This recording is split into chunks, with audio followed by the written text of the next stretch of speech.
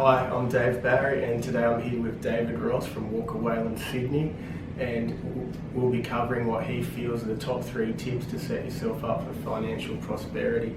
And following on from that, some people in the community have been curious about things like Bitcoin and are the younger generation able to own their own home. So I'll turn it over to David for what he feels the first tip that we should master and start with. I think, Dave, a general tip that everyone should have and should master is around having a goal and a budget and working towards it. Having a goal and budget really sets yourself up to plan towards your own future. And once you plan towards your own future, you're actually in charge of it. With bigger goals require much more planning and require that ability to set yourself up to be able to achieve that goal. Doing a budget from a financial aspect is really important, because doing a budget not only allows you to get to that end goal, but it allows you to understand the process of how you're actually going to get there, and it gives you a really good understanding of what you're spending money on. Generally with myself, when I go through budgets with a lot of clients, it's a real eye-opening experience for them, because they actually understand that they're actually spending this much money on these things, or they potentially need to spend this much money on certain things. So I think that's a really good tip for most people, to actually not only set their goals but also understand the mechanics around how to get to those financial goals by doing an actual budget. Yeah, so having a clear goal and a budget so you just don't spend money. Absolutely. Absolutely. Not necessary. Yeah. Okay.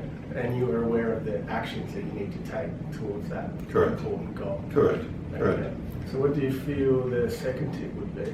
Well, the second tip for me is, and I see this a lot, and especially for a lot of younger people out there, credit cards. Credit cards are really useful things, but they're also quite dangerous. Credit cards, it's fairly easy to get a credit card.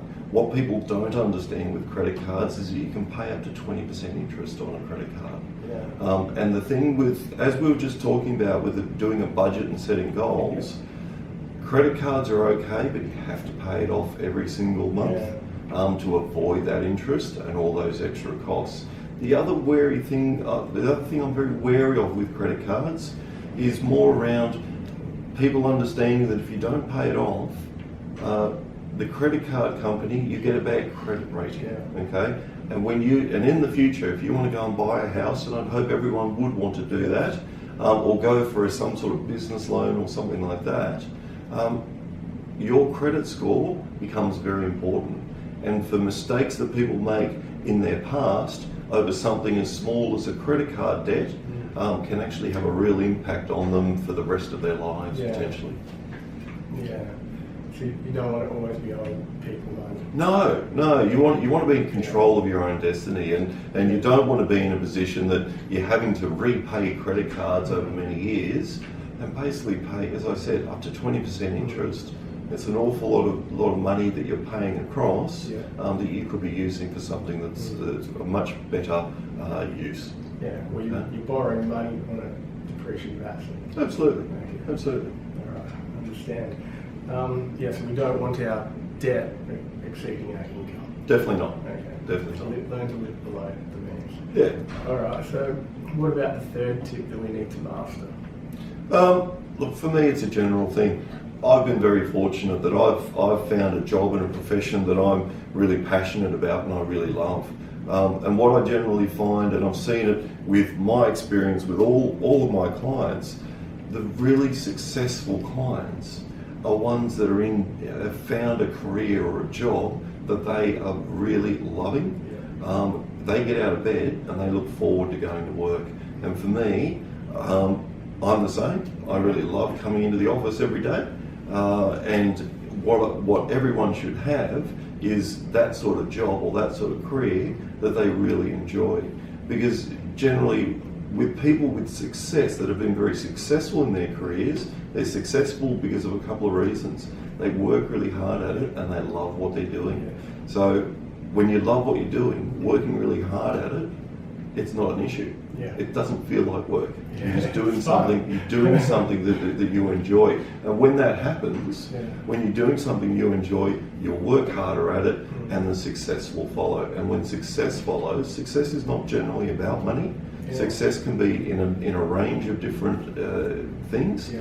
but money is generally a flow and effect of being successful. And if that fits your goals Yes. of what you want out of life and give you those options and things like that, I think that's a great thing. Yeah, yeah, I agree with you there. You'll find out what your passions are, follow your interests, your curiosity, so then you're find a way, find a career way or create one that you're going to put your best efforts in, enthusiastic, cheerfulness and industriousness, and contribute to other people in a meaningful way. Absolutely. So I totally agree with you on that. Mm. And only about 20-25% of people are in job roles or a childhood dream role that they actually really enjoy. Mm. So if that's not you, then you need to make a shift there. Yeah. And the other thing on that, Doug, it's really important that you can actually change careers. Absolutely. If you find out in 3-4 years' time that this is not right for you, it's okay to go and make a change and do something really positive for yourself to actually, again, fulfill those goals. So you don't have to decide on your dream job, whatever that is, straight away. Yes. That could change over time because we all change over time. Yes. So don't think that once you make a decision, it's static. You can make changes and make things happen for yourself. Yeah, life definitely changes. Yeah, It'll take the steps towards your dream job. Yeah. Okay. And now for some of the follow-up questions that the community's been curious about. Bitcoin, that was taking off earlier in the year. I don't really understand that, so what's your take on Bitcoin? Yeah, Bitcoin's been a really interesting one. It's been around for quite a while, and there's been a wave that's been ridden off the back of it, and that wave has its peaks and its troughs. So what we've seen with Bitcoin is that the value has changed substantially. And you'll hear the good news stories about people that have made an awful lot of money out of it, but there's also a lot of bad news stories that people have lost money as well. A lot of the thing with Bitcoin is that it's just think of it, it's a cryptocurrency, okay? And it's one of many cryptocurrencies. The thing with Bitcoin is that at the moment, it's not used a lot in the general marketplace. You can't go to a supermarket and pay with Bitcoin, okay? So a lot of the gains that people have made and the losses as well, it's all speculation, okay? What's really exciting about Bitcoin is not Bitcoin itself, it's the technology behind it, and that's called blockchain technology, because that technology allows, really from a currency perspective, it basically cuts the banks out of things, and it's a technology that's secure, that's open, and it's instantaneous, okay? In this ever-changing world, and a lot faster world, that we're relying upon technology, that's one of those technologies that allows us to do instantaneous transactions, and it also allows us, there's all these other potential uses for blockchain technology, such as potentially storing medical records in a safe, secure environment, that whoever has the key to their particular part of that blockchain technology is able to provide that key to someone else, and they'll have access to it with immediate data, and that immediate transaction is able to be there. So it's that technology behind it being blockchain, which is what's really exciting about Bitcoin. Like with anything, as I said, with Bitcoin, there's been its ups and its downs, and that's what people have to be aware of. Like with any investment, you need to get the right advice around it and understand the pitfalls behind going into it. Okay, so the blockchain technology, we'll inevitably use that in what way, but Bitcoin, there's many cryptocurrencies, so we might not. Bitcoin's only one of the cryptocurrencies out there. So it's, as I said, for me, the exciting thing is the technology that Bitcoin uses as opposed to Bitcoin itself. Nothing wrong with Bitcoin, but it's just a currency like there are many others out there. Yeah, for me, I didn't understand that, and I think a lot of people sometimes put their money into things that they don't understand, so definitely go out and seek a second opinion from a financial advisor there. Okay, thanks for clearing That's that right. up, David. That's right. And the last one, about from the community, was our young people, are we actually able to own our own home? I think you can. Yeah. Okay. When you look at the different generations, so there's been a commentary out there that it was much easier for other generations to buy their own home, and in a lot of cases that's true. Yeah. Okay, especially when you're looking at big cities like Sydney and Melbourne here in Australia, those markets have gone up substantially. You know, comparatively speaking with the other generations, they are a lot more expensive to get in there. But again, that's where it becomes really important to set goals, do budgets, and you can actually achieve things. Okay, having your own home, it used to be a dream for everyone. That's not necessarily the case for everyone now. But is it possible? Absolutely, it's possible. But you've got to have that goal. You've got to be able to set those goals and actually achieve them and work towards achieving. It's not going to happen overnight, but you've got to work towards something. And the other thing as well, like with any goal, such as buying a house being for one thing, a little bit of sacrifice has got to go on as well, okay?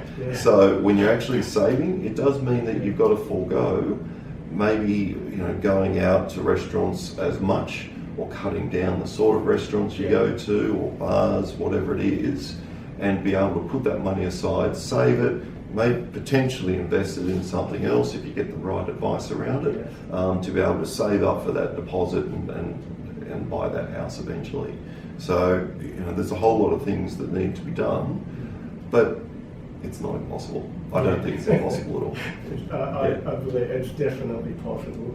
We just have to start earlier, work a good plan, actually have clear goals and a good plan, and work that good plan for a long time, as you talk about the sacrifices.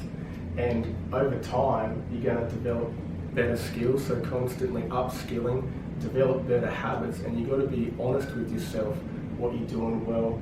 Are you living below your means, and are you working your plan? And just because you're earning more money as you advance in your career doesn't mean you spend at the same rate. Okay, so it's definitely possible. It's really up to you. Yeah, that's right. Thank you for that one too. Right. Cool. And the last one from me, just because I'm curious about, as we talked about, people have different passions, and you follow your passions, what you like to do. And we're all chasing different goals and dreams. What's an extraordinary life for you, and what's life on your terms? Life on my terms is about achieving my own goals. Okay, and my goals are probably different to yours, and they're different to everyone else out there. And my goals, it's not all about money. Okay, quite the reverse. For me, it's about doing something that I really enjoy, doing something that I am passionate about, helping people along the way, doing the right thing by people as well, and also being in control. Okay, being in control of my own destiny, and that's for me. That's my plan. That's the plans and budgets and everything else that I do. My own personal goals. That means that I'm actually in control of actually achieving that and making it happen. So for me, extraordinary life is about being happy with what I do, enjoying what I do, hopefully achieving what I want to achieve in life, and having that control around doing what I'm doing. I couldn't agree more with you there. We definitely create our own destiny, and liking what you're doing and giving what you're doing. So definitely living out our highest values. That's awesome. Good. All right, so thanks for that, David. Pleasure. And the last thing we need to show you guys is this. Okay, so we're working together. It's called Everybody Wins. It's a school system initiative that we're building for the ACT community, and we just feel that it's the right thing to do to contribute back to the younger generation in a meaningful way, because there's a lot of uncertainty in the world, and we just like to clear that up, especially with the technology era that we're now approaching on, and we share some of our skills. So when David's able to, he'll help out and do some of the financial part of that. So thank you very much. All right, thanks for today. Thanks, Dave. Thank you.